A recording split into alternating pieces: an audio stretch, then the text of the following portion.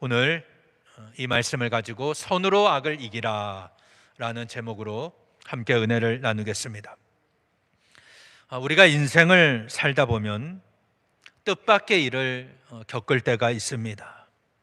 전혀 예상하지 못한 일이 일어나기도 하고 또 우연에 우연히 겹쳐서 황당한 사건이 일어나기도 합니다.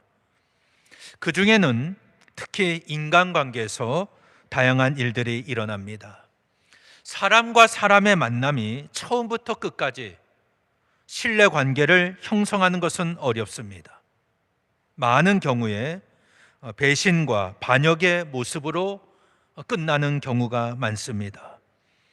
또 처음에는 좋은 의도로 시작을 했는데 나중에는 멀어지거나 안 좋은 관계로 끝나는 경우도 많습니다.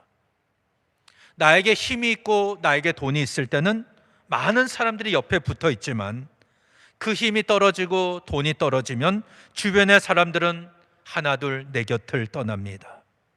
왜냐하면 처음부터 신뢰관계로 만난 사이가 아니기 때문입니다. 그래서 그 인간관계가 참된 관계인지 알아보려면, 참인지 거짓인지 알아보려면 어려움을 당해봐야 됩니다. 어려움을 당해봐야 돼요. 내가 가장 힘들 때 내 옆에 누군가가 있어준다면 그 사람은 평생 잊을 수가 없습니다. 옆에 있는 것만으로도 큰 힘이 되고 나에게 많은 힘이 되기 때문입니다. 예수님께서 십자가에 달려 돌아가실 때 불과 며칠 전까지만 해도 호산나 찬송하리로다, 주의 이름으로 오시는 이여 가장 높은 곳에서 호산나, 이렇게 주님을 환영했던 사람들이 예수님을 십자가에 못 박으라고 소리를 칩니다. 그러면 예루살렘에 입성할 때 예수님과 지금 십자가에 못 박히시는 예수님이 다른 분입니까? 똑같은 분입니다. 단지 그 예수님을 향한 사람들의 마음이 변했을 뿐입니다. 이와 같이 사람은 믿을 수 없는 존재입니다. 우리가 신뢰해야 할 대상은 오직 하나님 한 분입니다. 사람은 사랑의 대상이지 신뢰의 대상이 아닙니다. 상황이 바뀌면 금방 돌아서는 게 사람의 마음입니다. 외면합니다. 이게 타락한 인간의 본성입니다. 근데 예수님을 처음부터 끝까지 좋을 때나 나쁠 때나 한결같이 예수님을 따라다닌 사람들이 있었습니다. 그들은 바로 여인들입니다. 오히려 예수님과 함께 동거동락했던 제자들은 십자가 앞에서 다 도망가고 말았습니다. 베드로는 예수님을 모른다고 3번이나 부인하지 않습니까? 죽음의 위기 앞에서 끝까지 따라갈 자신이 없었던 겁니다. 그러나 막달라 마리아, 야고보와 요셉의 어머니 마리아, 세베대의 아들들의 어머니는 갈릴리에서부터 예수님을 섬기며 십자가의 자리까지 따라갔습니다. 결국 부활하신 주님이 제일 먼저 나타나신 게 바로 이 여인들이었습니다. 예수님의 삶을 보아도 예수님이 이 땅에 계실 때 많은 사람들에게 거절과 배신을 당하셨습니다. 베드로가 예수님을 모른다고 부인할 때 저주하면서까지 부인하지 않습니까? 그때 주님의 마음이 어땠을까요? 베드로가 3번째 주님을 모른다고 부인했을 때 주님이 돌이켜서 베드로의 얼굴을 보셨어요. 베드로와 주님의 눈빛이 마주칩니다. 누가복음 22장 61절 62절에 보면 주께서 돌이켜 베드로를 보시니 베드로가 주의 말씀 곧 오늘 다 굴기 전에 네가 3번 나를 부인하리라 하심이 생각나서 밖에 나가서 심히 통곡하니라 라고 말씀합니다. 베드로를 바라보시는 주님의 눈빛, 야, 너 왜 나 모른 척하니? 이런 원망과 질책의 눈빛이 아니었습니다. 그래, 내가 너 다 이해한다, 이런 용서의 눈빛이었습니다. 한번 생각해 보세요. 주님과 내가 눈이 마주쳤다. 내가 주님을 모른다고 했는데 눈이 딱 마주쳤을 때 얼마나 민망하겠습니까? 베드로는 네가 나를 3번 부인하리라 말씀하셨던 주님의 말씀이 생각이 났습니다. 나중에 부활하신 주님이 갈릴리 바다에서 베드로를 만나셨을 때 요한의 아들 시몬아 네가 나를 사랑하느냐 3번 물으시지 않습니까? 주님 그러하나이다. 내가 주님을 사랑하는 줄 주님께서 아시나이다. 대답을 합니다. 주님은 내 양을 먹이라, 내 양을 치라, 내 양을 먹이라. 그에게 다시 한번 사명을 주십니다. 베드로가 자신을 배신했을 때, 모른다고 부인했을 때 주님은 감정적으로 대응하지 않으셨습니다. 연약한 베드로를 다시 사명의 자리로 부르십니다. 그리고 그로 하여금 초대교회를 세우고 복음을 전하는 사명을 감당하게 하신 것입니다. 여러분이 예수님이라면 어떠실까요?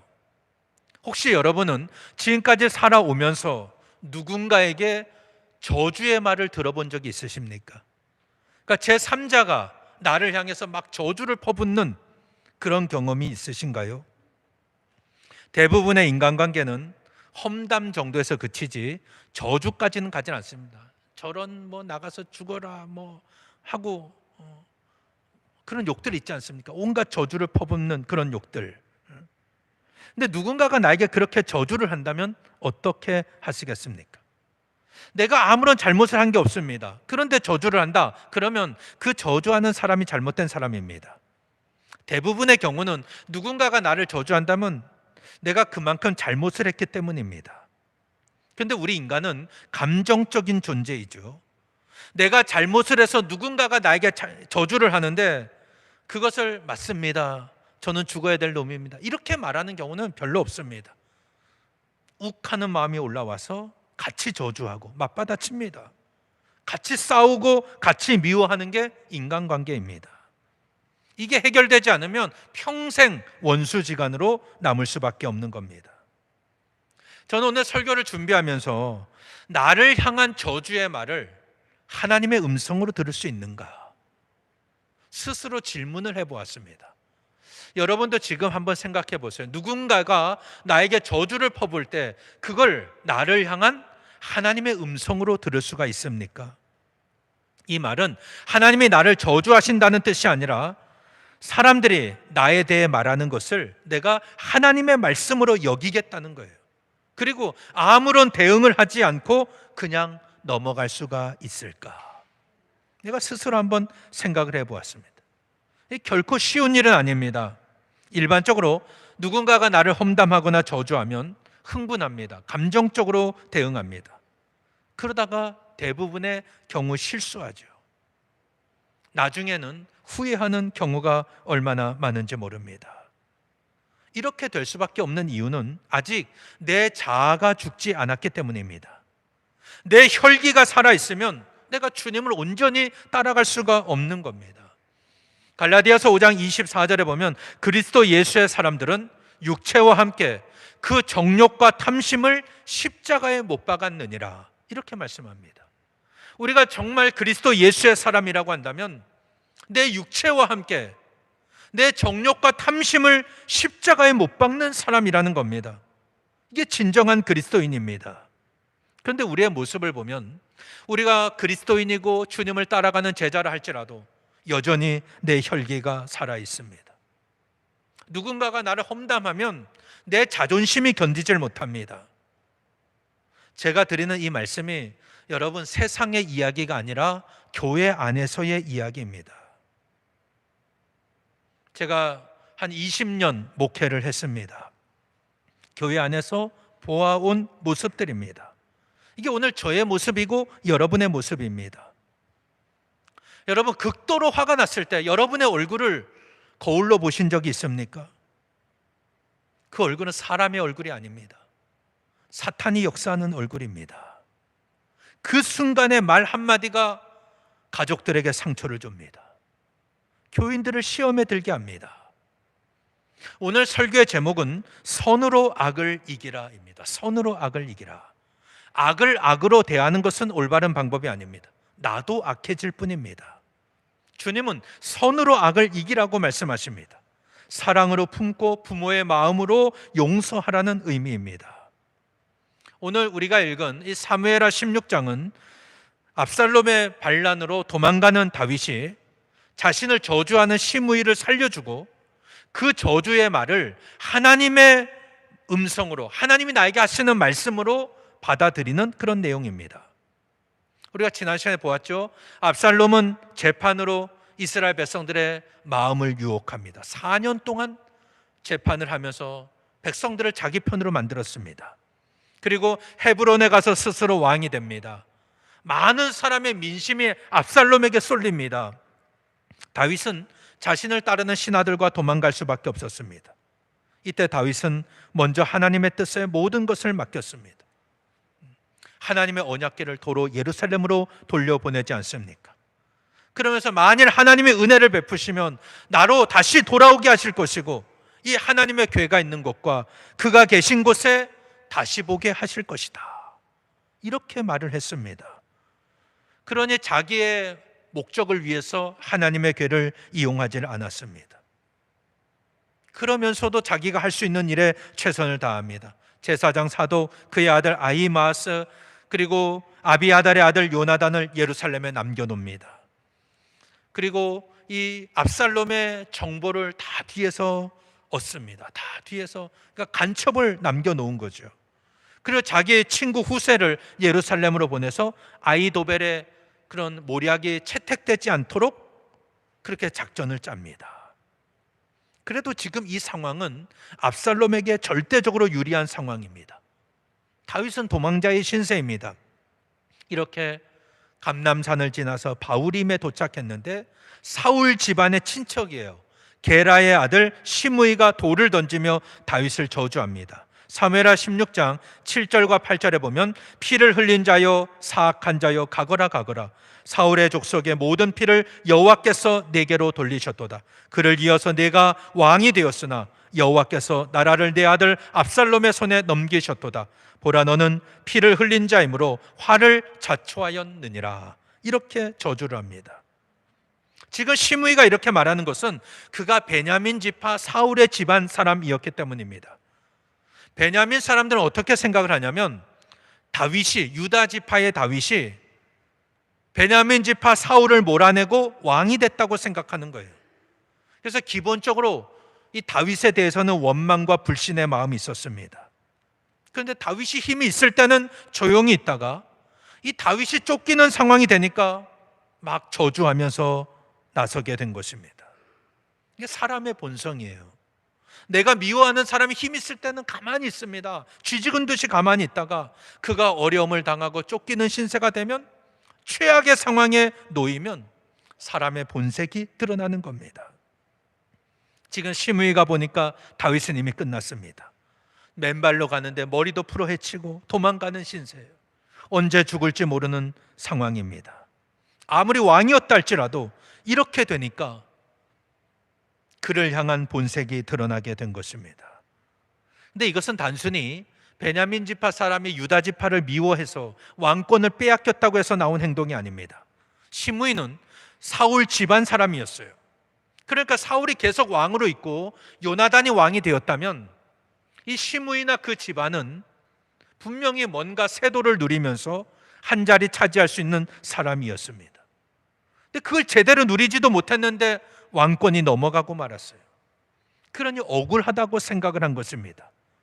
그래서 다윗에게 앙심을 품고 있었는데 그가 망하기를 바라면서 기다렸는데 마침 그런 때가 온 겁니다. 그러니 지나가는 다윗을 향해 돌을 던지면서 저주하고 있는 거예요. 그러면서 그가 말하기를 시므이도 여호와께서 이렇게 하셨다. 내 왕자리를 뺏어서 아들 압살롬에게 주신 것이다. 이렇게 말을 합니다. 그런데 여러분, 이렇게 반역하는 사람들의 생각은 일반 사람의 생각과 다릅니다. 무슨 말이냐면 반역하는 사람은 사태를 해석하는 방법이 정반대입니다. 시므이는 자신이 다윗을 저주하고 있는데 그걸 하나님이 하시는 것이다. 자기가 그렇게 말하고 있어요. 내가 저주하는데 하나님이 하시는 것이다. 다윗이 자기의 친족 사울을 죽여서 왕이 됐지만 이제는 하나님의 저주를 받은 것이다. 이렇게 말하고 있는 겁니다. 근데 아마 여기에 동의하는 분은 아마 없을 겁니다. 그런데 이 시므이와 같은 기질은 누구에게나 있는 기질이에요. 거역의 기질, 반역의 기질, 누구에게나 있습니다. 이런 사람은 다윗이 힘이 있을 때는 가만히 있어요. 쥐죽은 듯이 가만히 있습니다. 그러다가 쫓기는 상황, 어려운 상황이 되면 자기 본색을 드러냅니다. 우리가 앞부분에서 다 보았던 내용입니다. 여러분, 다윗이 사울을 죽였습니까? 다윗은 사울을 죽일 기회가 2번이나 있었지만 하나님이 기름 부으신 왕을 죽이는 것은 죄가 된다, 이렇게 생각을 하고 죽이지를 않았습니다. 오히려 왕이 되고 난 후에는 요나단의 아들 무비보셋을 돌봅니다. 왕궁에 함께 살게 하고 다윗과 함께 한 식탁에서 먹고 살게 했습니다. 그런데 시므이는 어떻게 합니까? 다윗이 사울을 죽였다라고 생각하고 있는 거예요. 그래서 막 저주를 퍼붓습니다. 이때 다윗의 참모 아비새가 어찌하여 이 죽은 개 같은 녀석이 계속 저주하도록 내버려 두십니까?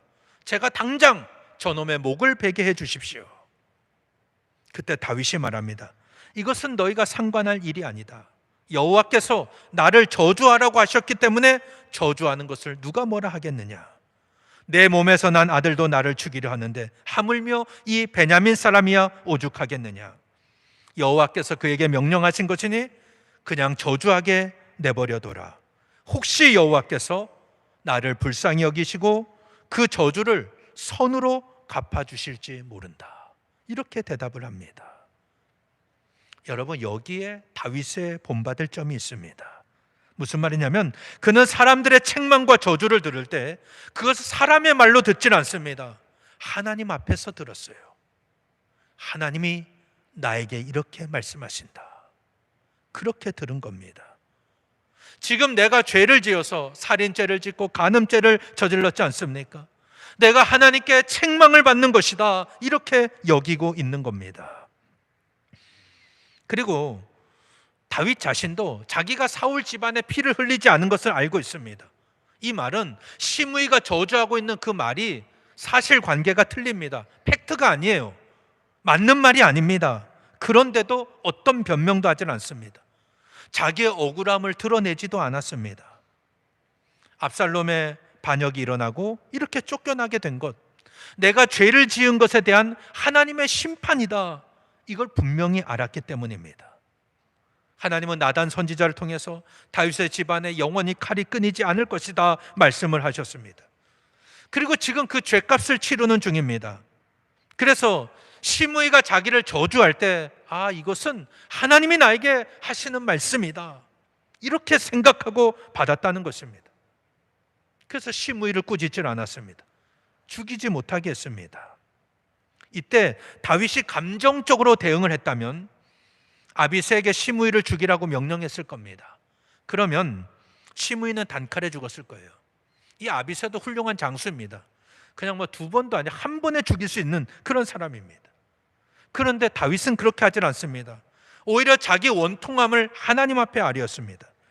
오늘 본문 16장 12절에 보면 혹시 여호와께서 나의 원통함을 감찰하시리니 오늘 그 저주 때문에 여호와께서 손으로 내게 갚아주시리라, 이렇게 고백을 하고 있습니다. 그러니까 사람 앞에 자기 원통함을 내놓지 않았어. 그게 아니야, 여러분, 그게 아닙니다, 사실관계가 다릅니다, 이렇게 말하지 않았다는 겁니다. 하나님이 아시니까 하나님 앞에 내 원통함을 하나님이 감찰하신다면 이 저주가 변하여 선이 되게 하실 것이다, 이렇게 고백하고 있는 것입니다. 여러분, 우리도 이 다윗과 같이 큰 어려움을 겪을 때가 있습니다. 그것이 내 잘못으로 인한 어려움일 수도 있고 또 나와 전혀 상관없는 문제가 생길 수도 있습니다. 누군가가 나를 험담합니다. 여러분, 어떻게 행동하십니까? 얼마 전에 제가 TV 예능을 보다가 가수 양희은 씨가 그러라 그래 라는 책을 썼다는 내용을 보았습니다. 책 제목이 그러라 그래요. 그러라 그래. 누가 나를 비난한다 해도 그러라 그래. 그러라 그래. 내가 아니면 된다는 거예요. 그 막 맞대응하고 싸울 필요 없다는 겁니다. 어느 회사에 내가 이력서를 냈는데 그 회사에서 나를 뽑지 않았어요. 그러라 그래. 그렇게 생각하라는 거예요. 그렇게 받아주면 내가 힘이 덜 든다는 겁니다. 그리고 마음에도 평안이 오고 상처받지 않는다는 거예요. 근데 우리가 작은 문제 하나로 막 대응을 하고 감정적으로 싸우고 서로를 날카롭게 공격하면 내 인생이 상처투성이가 될 수밖에 없는 것입니다. 여러분, 우리의 삶에는 내가 원치 않아도 악한 일이 일어납니다. 특별히 로마서에 보면 1장부터 11장까지는 이 교리적인 부분, 신학적인 부분이 나오고 12장부터 16장까지는 그리스도인으로서 우리가 어떻게 살아야 할지를 말씀하고 있습니다. 근데 로마서 12장 14절에서 21절, 제가 좀 요약한 말씀을 읽어드립니다. 너희를 박해하는 자를 축복하고 저주하지 말라. 아무에게도 악을 악으로 갚지 말고 모든 사람 앞에서 선한 일을 도모하라. 너희가 친히 원수를 갚지 말고 하나님의 진노하심에 맡기라. 내 원수가 줄이거든 먹이고 목마르거든 마시게 하라. 악에게 지지 말고 선으로 악을 이기라. 이게 그리스도인의 삶이라는 겁니다. 주님은 베드로를 용서하십니다. 3번이나 모른다고 부인하고 배신하는 베드로를 용서하시고 그에게 다시 사명을 주셨습니다. 베드로가 한 일은 분명히 악한 일입니다. 근데 주님은 그것을 그냥 악으로 갚지 않고 그 악이 선이 되게 하셨다는 거예요. 그를 초대교회 위대한 하나님의 일꾼으로 세우셨습니다. 로마에서 복음을 전하게 하셨어요. 로마의 복음의 씨가 뿌려지고 로마가 복음화되는 일에 그를 사용하신 겁니다. 다윗은 시므이의 저주를 하나님의 음성으로 들었습니다. 그 저주하는 내용이 사실관계가 맞질 않습니다. 억울합니다. 그래도 하나님이 나에게 하시는 말씀이다. 그렇게 여긴 겁니다. 감정적으로 대응하면 한 칼에 죽일 수 있었는데 그렇게 하지는 않습니다. 오히려 하나님 앞에 자기 원통함을 내놓습니다. 하나님께서 선으로 갚아주실 것이다. 이렇게 겸손하게 하나님의 때를 기다립니다. 결국 하나님은 이 다윗의 저주를 선으로 갚아주셨습니다. 나중에 압살롬의 반란이 끝납니다. 다윗이 예루살렘에 돌아올 때 이 시므이가 제일 먼저 나와서 그 앞에 엎드립니다. 저의 패역한 행동을 기억하지 마시고 용서해 주십시오. 그 앞에 엎드립니다. 그때 아비새가 또 말해요. 이런 놈은 죽여야 마땅합니다. 그런데 다윗은 말합니다. 네가 죽지 아니하리라. 성경에는 맹세했다고 말씀하고 약속을 합니다. 이게 다윗의 위대함입니다. 하나님의 사람은 내가 지금 징계를 받고 어려움을 당하고 있는 중에도 하나님의 뜻을 구합니다. 그리고 선으로 악을 이깁니다. 오늘 여러분의 삶은 어떻습니까? 주님은 우리에게 말씀하십니다. 선으로 악을 이겨라. 아무에게도 악을 악으로 갚지 말아라. 모든 사람 앞에서 선한 일을 도모하라 말씀하십니다. 악을 악으로 갚는 것 누구나 할 수 있는 일입니다. 우리가 감정적으로 행동하면 똑같이 저주하고 싸워야 됩니다. 공격할 수밖에 없습니다. 감정은 상할 수가 있죠. 근데 그것은 주님이 가신 길이 아닙니다. 주님은 용서해 주셨어요. 베드로를 품으셨습니다. 초대교회 반석이 되게 하셨습니다. 악한 일을 선한 일로 바꾸셨습니다. 오늘 우리가 영적 싸움에서 승리하고 하나님의 자녀답게 살기 위해서는 악을 악으로 갚아서는 안 됩니다. 악을 악으로 갚아서는 안 돼요. 이 말은 내 감정대로 내 생각대로 말하고 행동하면 안 된다는 뜻입니다. 아무리 내 자존심의 문제이고 내 명예와 관련된 문제라 할지라도 내 정욕과 탐심은 십자가에 못 박아야 됩니다. 그게 그리스도인의 삶이에요. 다윗처럼 나를 향한 저주의 말을 하나님의 음성으로 들을 수 있어야 됩니다. 지금 하나님이 나를 치시는구나. 내 마음을 이렇게 아프게 하시는데 내가 죄를 지을 때 하나님의 마음은 얼마나 아팠을까? 그걸 깨닫게 하시는 거예요. 오늘 우리의 문제는 아직 내 혈기가 죽지 않은 것입니다. 내 혈기가 죽지 않으면 절대로 선으로 악을 이길 수가 없습니다. 눈에는 눈, 이에는 이예요. 물론 이 눈에는 눈, 이에는 이의 정확한 그 의미는 그 이상 보복하지 말라는 거예요. 내가 눈을 다쳤는데 아예 그 사람을 죽인다든지 막 더 큰 해를 가한다든지 그러지 말라는 겁니다. 원래 눈에는 눈, 이에는 이의 의미는 내가 당한 그 것보다 더 많은 걸 보복하지 말라는 거예요. 왜냐하면 사람의 마음은 복수심에 불타면 내가 받은 만큼이 아니라 더 많은 걸로 공격하기 때문이에요. 그래서 눈에는 눈, 이에는 이예요. 근데 이것을 우리가 내가 받은 만큼 돌려준다 해서 똑같이 저주하고 보복하려고 합니다. 이 그리스도인의 모습이 아닙니다. 다윗은 비록 쫓기는 신세였지만 그는 얼마든지 시므이를 죽일 수 있었습니다. 나중에 돌아올 때도 죽일 수 있었습니다. 그런데 죽이질 않았어요. 하나님이 지금 그 입을 통해서 나를 징계하신다. 저 말은 하나님의 입에서 나오는 말이다. 그렇게 받았던 것입니다. 그는 자신의 원통함을 사람에게 내놓지 않았습니다. 하나님 앞에 내놓고 하나님의 때를 기다렸습니다. 이게 믿음의 삶입니다. 우리가 세상을 향하여 이렇게 살아가면 세상은 우리를 인정합니다. 아, 저들은 우리와 다르구나. 우리가 때려도 오른뺨을 돌려대는구나. 우리와 살아가는 방식이 다르구나. 이것이 그들에게 감동을 주는 것입니다. 혹시 누군가가 나에 대해서 험담을 합니까? 저주를 합니까? 그러라 그래. 이렇게 생각하고 그냥 넘기십시오. 그러면 놀라운 일이 벌어지는데 아무런 일이 안 생깁니다. 나도 평안하게 넘어가고 공격하던 사람도 재미가 없어요. 돌을 던졌는데 아무런 반응이 없어요. 그럼 더 안 던집니다. 내가 맞장을 쳐야 또 들어오는 거예요. 박수도 두 손이 손뼉이 마주쳐야 소리가 나는 것과 똑같습니다. 내가 그냥 가만히 있으면 아무런 일이 일어나질 않습니다. 내 정신 건강에도 이게 더 좋습니다. 내가 잘못해서 생긴 일이라면 그 일을 통해서 내가 하나님 앞에 회개하고 이것은 하나님이 나를 징계하는 것이다, 이렇게 여기시면 됩니다. 그런데 어떻게 교회 안에서 이런 일이 일어날 수 있는가? 어떻게 직분자가 나에게 이렇게 말할 수 있는가? 라고 흥분하면 절대 유익하진 않습니다. 혹시 원통하십니까? 하나님 앞에 내 원통함을 내려놓으십시오. 하나님 앞에 부르짖으세요. 하나님 앞에서 해결하십시오. 사람은 신뢰의 대상이 아닙니다.